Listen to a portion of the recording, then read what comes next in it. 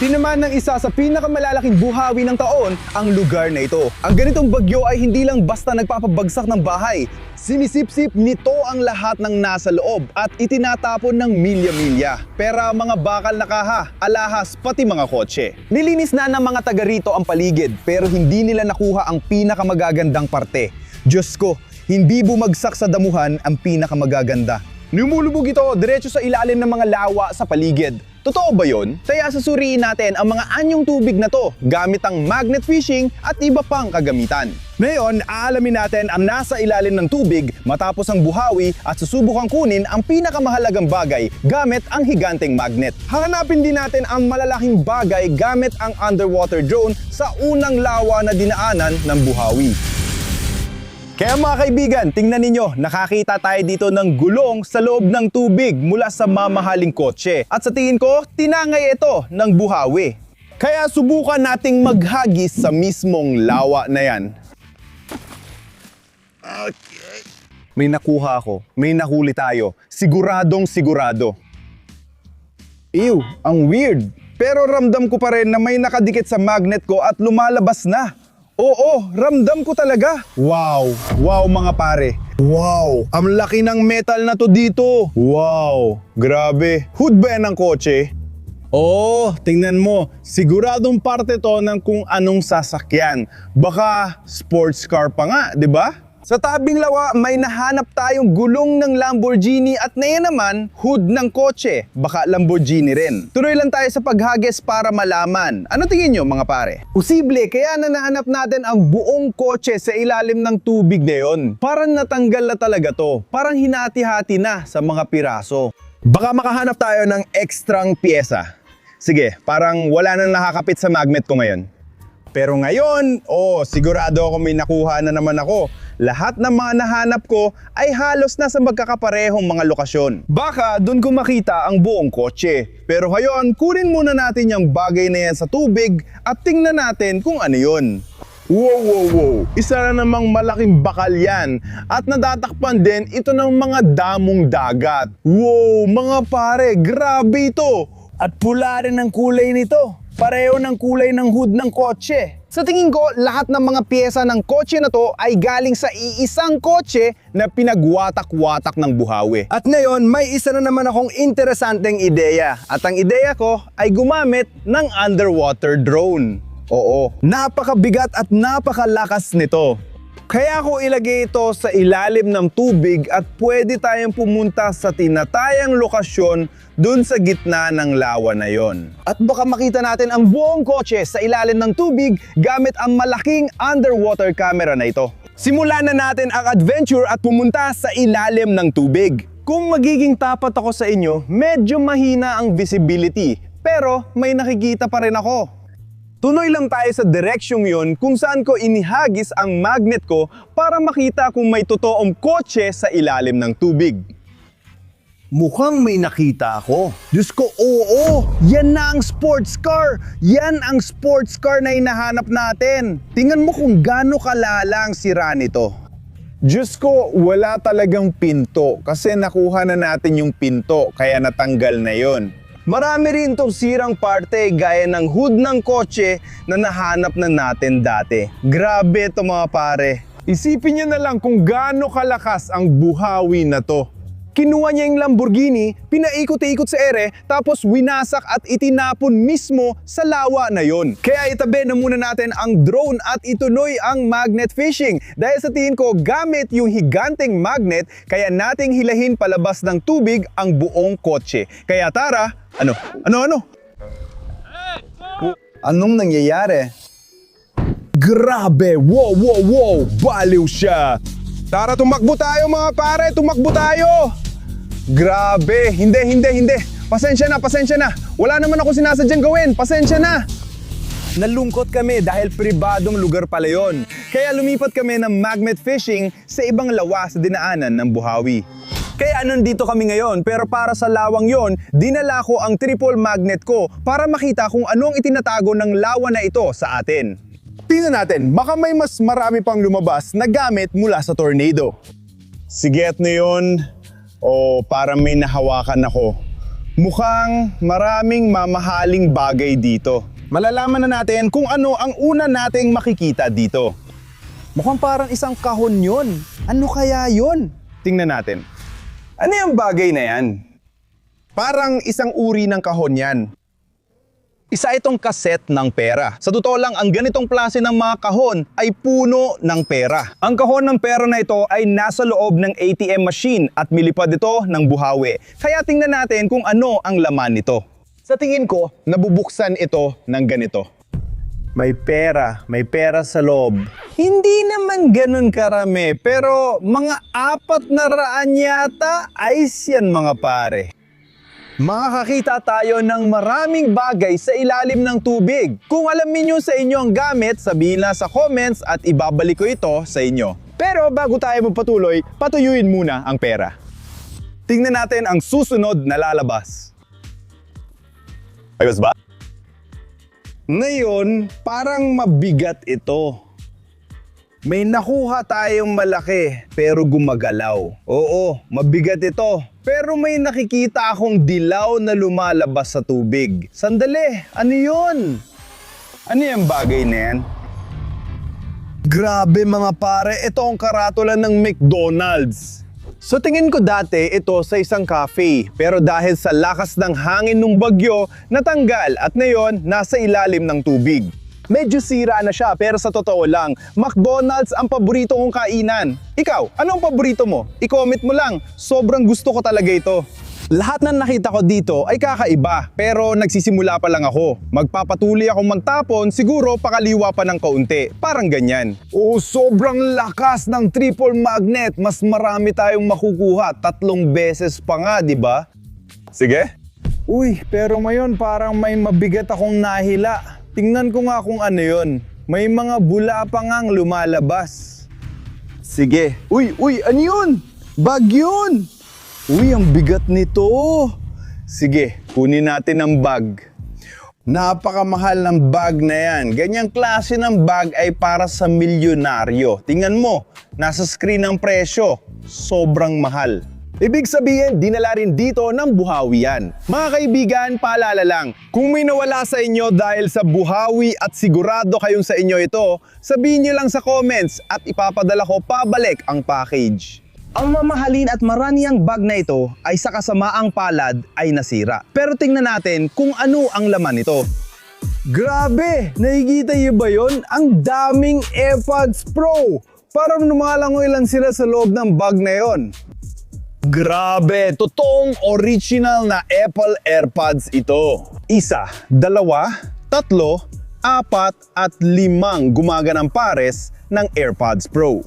Pero may iba pa bukod sa mga iPhone. Grabe! Tingnan natin kung totoong iPhone na ito. Sira at madumi ito, pero totoong iPhone ang nasa bag. Kung sa'yo ito at kailangan mo, sabihin mo lang sa komento. Grabe, ang bag ng pera.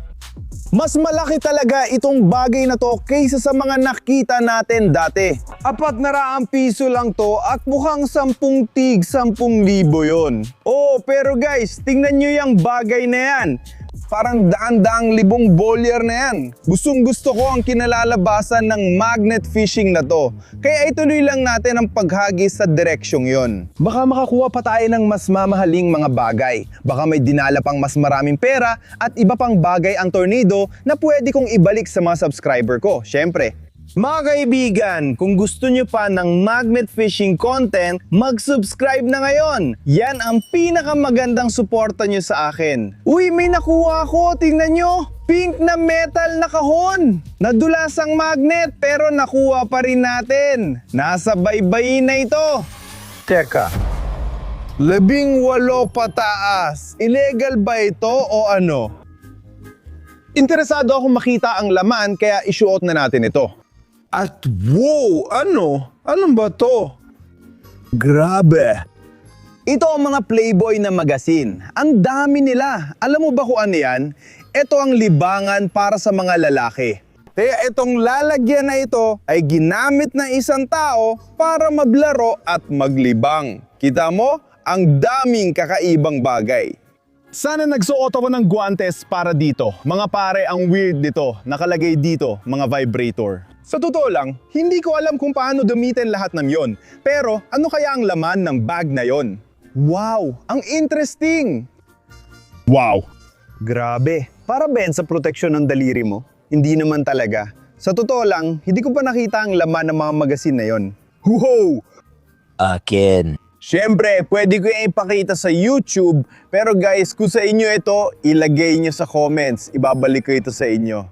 Hindi ko kailangan ang mga pang-adult na bagay. Wala akong dahilan para tumigil, kaya tuloy lang sa paghagis. Oo, totoo. Nasampal ako ng lubid. Oh, teka mga pare. Ang weird ng oras na to. Parang may mabigat akong dala. Tingnan mo kung gaano ito kasikip. Sobrang bigat talaga. Parang isang buong kotse. Oo, baka nahatak ng magnet ko ang buong kotse. At halos hindi gumagalaw. Nakikita ko, grabe gumagalaw siya. Oo, yung mga gulong para may iba pa, baka isa pang bisikleta. Lumalabas na, nandyan na. Malapit na dito. Oo, nakuha na natin. Buong bisikleta na yan. Grabe, di na talaga dito ng buhawi. Ang wild dito. Nasa loob ang mga susi.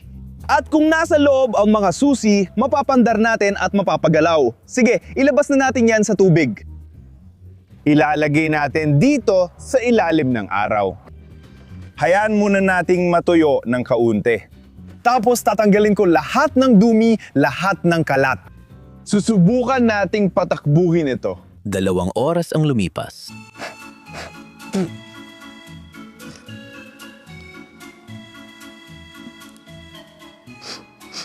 Kailangan natin ng mga kalahating oras para tuluyang matuyo ito. At pagkatapos ay ipagpapatuloy natin ang proseso ng pagre-restore. 2 oras ang lumipas. Halos tuluyan na itong natuyo. At umaasa akong nakakabit pa rin ng maayos ang lahat. Pero sige, tingnan natin kung pwede pa itong patakbuhin. Oo, halos tuluyan na itong natuyo.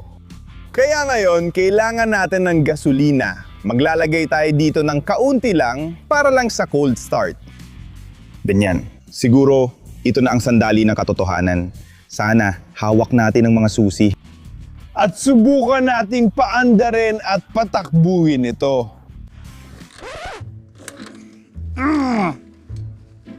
Ilipat ko nga ito ng kaunti pa.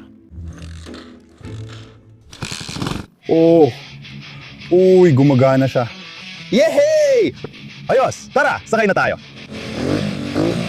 Gumagalaw na, gumagalaw na, gumagalaw na. Wow, gumagana talaga. Grabe to, sobrang gusto ko ito. Woo! Woo! Oo, eto na ang pinakamagandang nahanap ko. Grabe mga pare, ang wild nito.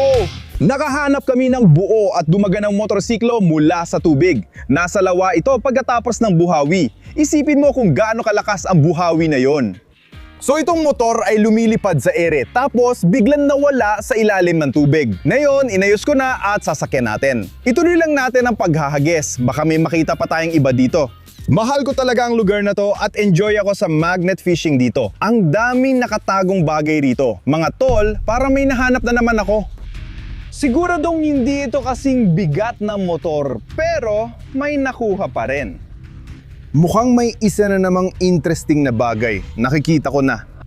Nako, yung magnet ko. Pwedeng madulas yung magnet ko. Mukhang isa na namang kahon ng pera o parang ganun. Siguradong isa na namang mahal at interesting na bagay yan, di ba? Sandali, ano? May butas. Sandali, ano yan? Isang microwave. So tingin ko, nakakabit ito sa loob ng bahay na isang tao habang may ginagawa sila pero nawasak ang bahay dahil sa buhawi. At ngayon, napahinto natin yung bagay na yan. Pero kung tutuusin, hindi naman talaga yan sobrang interesting na nakita. Sana makahanap tayo ng mas maganda dito. Pero mga tol, marami pang lawa dito. Kaya tara, tuklasin pa natin ang mga yon. Ang daming maganda sa pangalawang lawa. Pero huwag tayong tumigil. Tara, lipat pa tayo at maghanap ng mahuhuli sa magnet fishing pagkatapos ng buhawi. At yan na ang pangatlong lawa para sa araw na ito. Pero parang kakaiba at nakakatakot ang pakiramdam doon. Pero sige, ihagis ko pa rin ang higanteng magnet ko dito sa loob para makita natin kung ano makukuha natin dito. At ayun, ngayon pa lang may nahila na agad ako. Kaya tingnan natin kung ano ang lalabas na bagay. Ay grabe, ang daming lumot. At ano yun? Parang matinik. Parang sandata. Tingnan mo kung gaano ito katalim. At nakikita ko ang mga pulang bahid ng dugo dito. Paano kung ang bagay na yan ay isang sandatang ginamit sa pangpatay? May gumamit nito at nawala ito nung dumaan ng buhawi. O baka isa itong uri ng sibat o kung ano mang ganon. Kung may mga ideya kayo, huwag kayong mahiyang magkomento. At mga kaibigan, kung nanonood pa rin kayo, bakit hindi nyo i-like ang video na ito at mag-subscribe sa aking channel? Kakaiba at nakakatakot talaga ang lugar na ito, pati na ang una namin nakita. Kaya itutuloy namin ang magnet fishing. Subukan nating ihagis pa ng kaunti roon. Bakit hindi? Ang tubig dito ay mas parang hindi lawa, kundi parang latyan. Oh, habang tumatagal ang buong araw ng magnet fishing, lalo itong nagiging mahirap. Naipit ito. Hindi naman ito tuluyan na ipit, pero may nahila ako. Parang may nakuha tayong malaki ngayon. Oo. At wow, isa na namang malaking metal na kahon. Sige, halika, lumapit ka dito. Malapit na itong mabuksan. Kameraman, tulungan mo ako. Ang galing mo. Mas malapit? Malapit na. Binalik ako sa nakaraan. Nakuha na natin. May mga letra ito. Ang weird. Hanapin. Parang pulang krus. Subukan nating buksan at tingnan kung ano ang wow. Ang creepy naman ito. Alam kong military crate ito at may mga pampasabog dito. Pero guys, parang granada ito. Uka itong missile o kung ano man. Missile din ito. Hindi ko gagalawin yan guys. Medyo bukas na siya. Wala namang laman sa loob. Mukhang ligtas naman. Wala nang laman. Pero itong isa, siguradong armado pa at isang luma ng granada. Ang ganitong mga nakita ay sobrang delikado. Kaya sa tingin ko, dapat po tawagan ng mga pulis. Pero mamaya na lang siguro. Subukan muna natin mag-magnet fishing ulit. Naitapon na natin sa gitna at sa kanan. Paano kung itapon natin sa kaliwa? Oo, bakit hindi? Higpit na ang lubid ko, kaya may nakuha na tayo. Gumalaw na ito. Gumalaw na ito pero nasa magnet ko pa rin. Nararamdaman ko may mga bula na lumalabas sa tubig. Ibig sabihin may nahawakan tayong malaki at kakaiba. Sinasabi kong kakaiba dahil ang pakiramdam sa mga braso ko ay sobrang weird. Ano yun? May lumalabas sa tubig. Ano? Ano yun? Parang damit. Bunggo ba yan? Diyos ko, bunggo nga. Katawan yan. Totoo ba yan? Diyos ko! Hindi! Kailangan natin tawagan ng pulis ngayon. Marami kaming nakitang kakaiba doon, kaya dapat nating tawagan sila. 911, ano ang inyong emergency? Oh, hello! Ang pangalan ko ay Slave at nagma-magnet fishing ako. Nakakita ako ng mga pampasabog at isang bangkay pagkatapos ng buhawi. Manatili ka lang dyan, mapapadala kami ng team. Oh, pakiusap, pumunta kayo! Oo, kunin nyo lahat ng mga ito. Diyos ko, sobrang delikado yon. Napaka-exciting ng adventure na to. Pero napaka-delikado rin.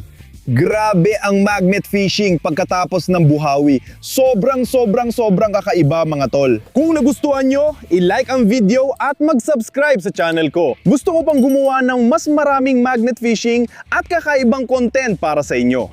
Kung gusto nyo pa mag-subscribe para sa iba pang videos, ako si Slave, maghihintay sa mga pulis. Grabe talaga itong taong to. Sana hindi ito magdala ng malas.